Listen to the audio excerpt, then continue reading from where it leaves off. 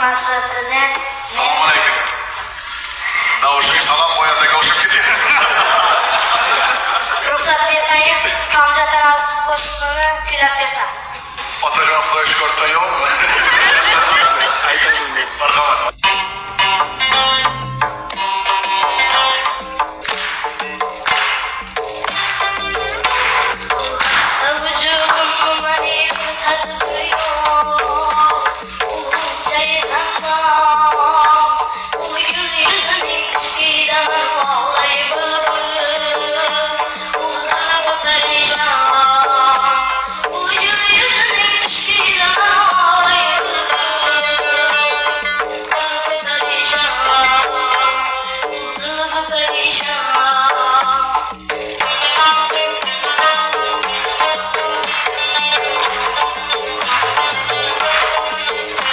Babamızga Kamjon Tanazzul ustozimizning Musayzat qo'shig'ini kuylab chalib berdik.